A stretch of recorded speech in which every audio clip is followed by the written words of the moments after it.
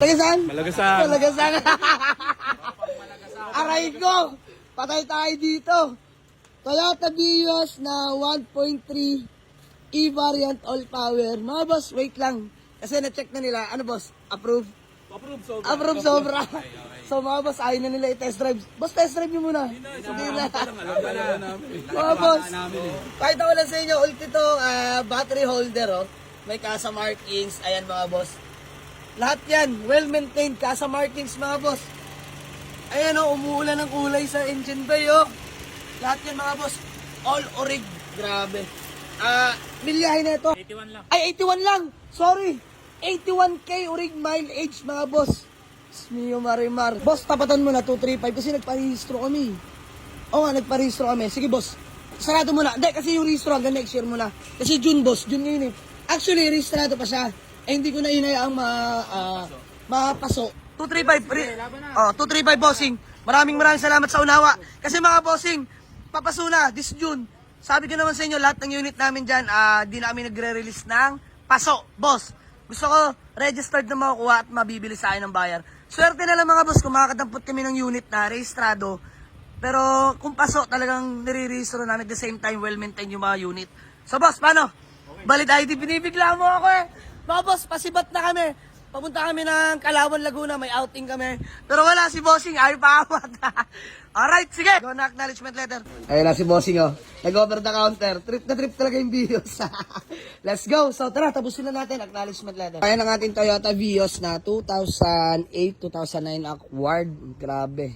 Casa maintained, mga Bossing. May mga manual booklet, warranty booklet.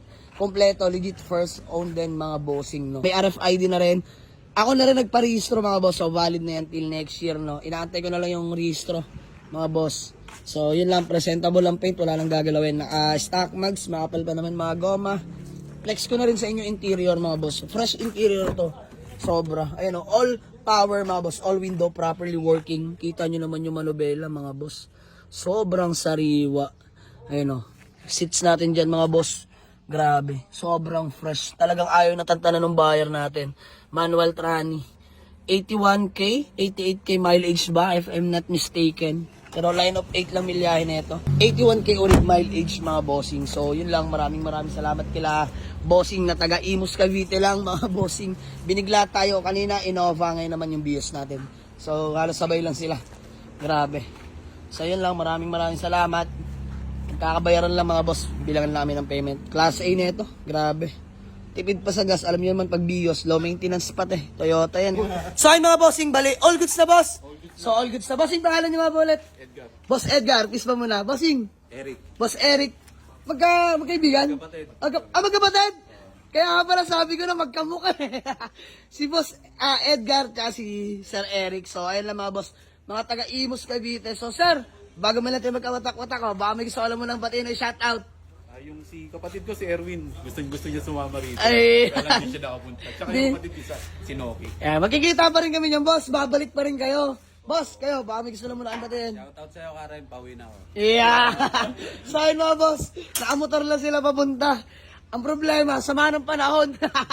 Yung kapatid ni Bossing yung magmumotor, balik ko na sa 4 wheels na bus sa Toyota Vios. So sir, maraming salamat. Sir, konting feedback lang sa unit. All good naman. Hindi na talaga inayawan. Ayun na si Bossing, oh. Nag-over the counter. Trip na trip talaga yung Vios.